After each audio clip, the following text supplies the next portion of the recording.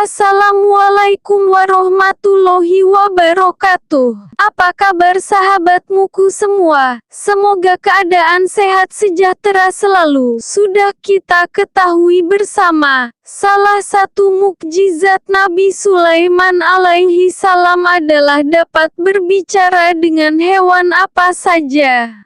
Kisah Nabi Sulaiman dan pasukan semut yang takut terinjak. Kisah kali ini kita akan membahas mukjizat Nabi Sulaiman yang mengandung banyak hikmah di baliknya. Seperti yang kita ketahui, salah satu mukjizat Nabi Sulaiman yang paling terkenal adalah kemampuannya yang bisa berbicara dengan hewan.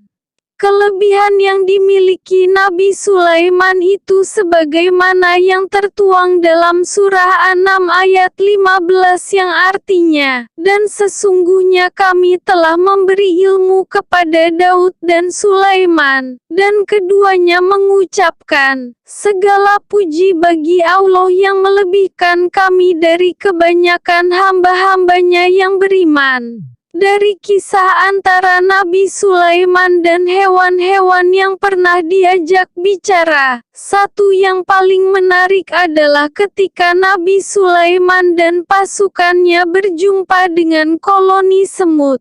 Dikisahkan, Nabi Sulaiman bersama pasukan tentaranya keluar dari istana menuju ke sebuah lembah semut yang kini dikenal dengan wilayah Taif. Konon, pasukan Nabi Sulaiman itu terdiri dari jin, manusia dan berbagai macam jenis burung. Sesampainya di lembah yang dituju, ada seekor pemimpin koloni semut yang membuat pengumuman kepada semut lainnya agar segera masuk ke dalam lubang mereka supaya tidak terinjak pasukan Nabi Sulaiman. Perintah pemimpin semut tersebut diabadikan dalam surah An-Naml ayat 18. Hatta iza atau ala wa'adin namli qolat namlatu ya ayuhan namludkhulu masakinakum la yahtimanakum Sulaimanu wa junudu wa hamlayasi urun. Artinya, hingga apabila mereka sampai di lembah semut, berkatalah seekor semut, hai semut-semut, masuklah kalian ke dalam sarang-sarangmu, agar kamu tidak diinjak oleh Sulaiman dan tentaranya, sedangkan mereka tidak menyadari. Nabi Sulaiman yang memahami kata-kata lugu dari semut itu pun sontak tersenyum dan tertawa. Semut-semut itu sebelumnya tidak sadar jika Nabi Sulaiman dapat berbicara dengan hewan.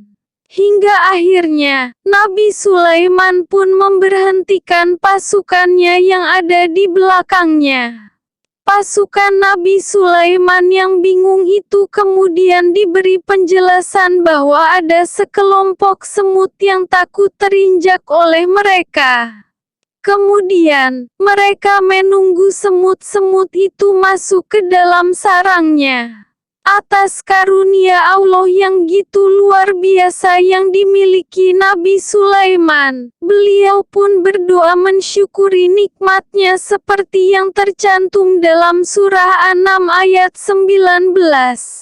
Fatabasama dahika min qawliha wa qala rabbi auzikni an asikura nikmataka lati an'amta alayya wa ala walidayya wa an akmala solihan tardahu wa adkhilni bi rahmatika fi ibadika solihin. Artinya, maka dia tersenyum dengan tertawa karena mendengar perkataan semut itu.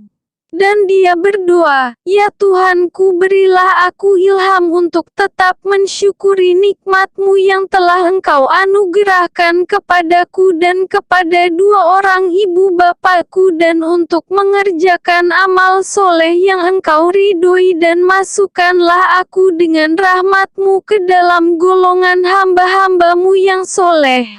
Wallahu alam bishawab.